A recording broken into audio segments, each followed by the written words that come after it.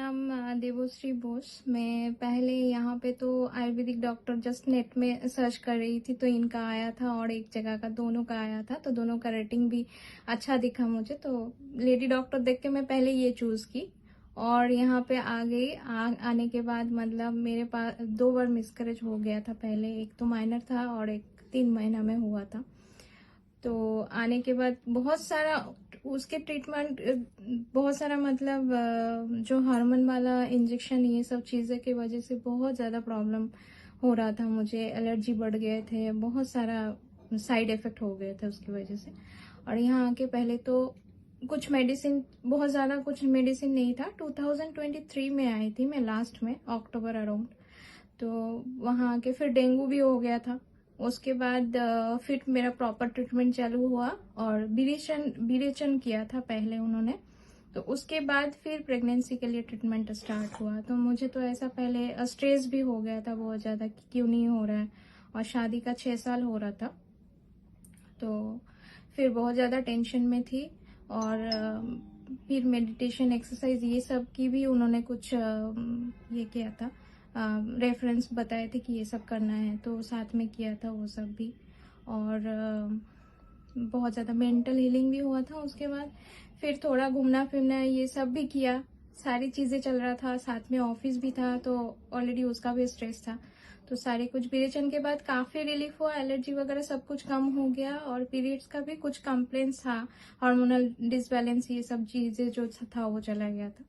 तो उसके बाद 3 महीने के अंदर ही हम अक्टूबर में ट्रीटमेंट में आए थे और जनवरी में फर्स्ट वीक में, मतलब जनवरी लास्ट में प्रेगनेंसी का पता चला। फिर उस टाइम हम दार्जिलिंग में घूमने भी गए थे, जो ओवुलेशन पीरियड था उसके बाद, मतलब जब मतलब ऐसे कॉन्सीव हो रहा था, उस टाइम मुझे फील हो रहा था कि हम कॉन्सीव कर चुके हैं। तब भी मैंने पहाड़ वगैरह ये सब तो चढ़े हैं, हिल्स में चढ़े हैं। फिर वो एक मेडिसिन उन्होंने दिए थे जो कंटिन्यू स्टार्ट कर दिया उसी टाइम थे, तो कुछ प्रॉब्लम नहीं हुआ। उसके बाद प्रेगनेंसी के टाइम में भी कंटिन्यू किया मेडिसिन।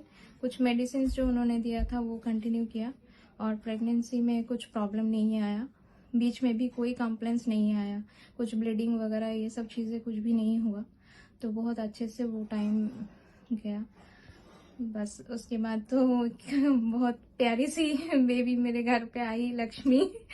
तो बस बहुत खुश हुआ अभी तो ये तो थैंक यू बोलना चाहूँगी मैं आयुर हीलिंग में मैम को।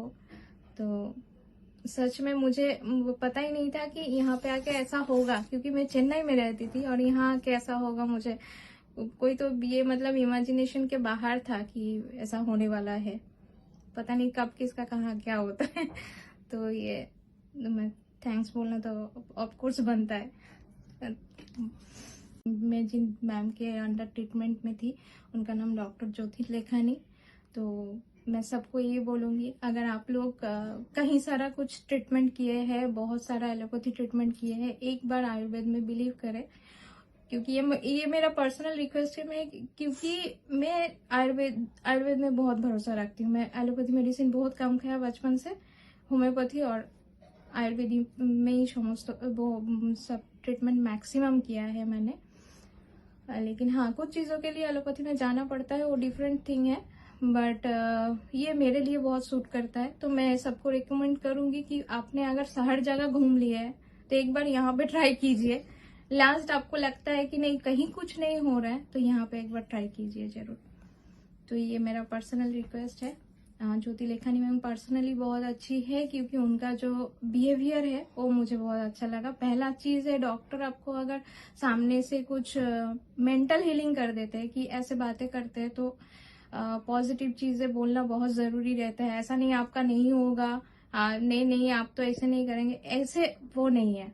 वो आपको पहले 50% चीजें जो बात करती है उससे भी काफी आराम मिल जाता है। उसके बाद तो बाकी 50% आपका मेडिसिन, आपका जो ट्रीटमेंट है उसमें होगा जरूर।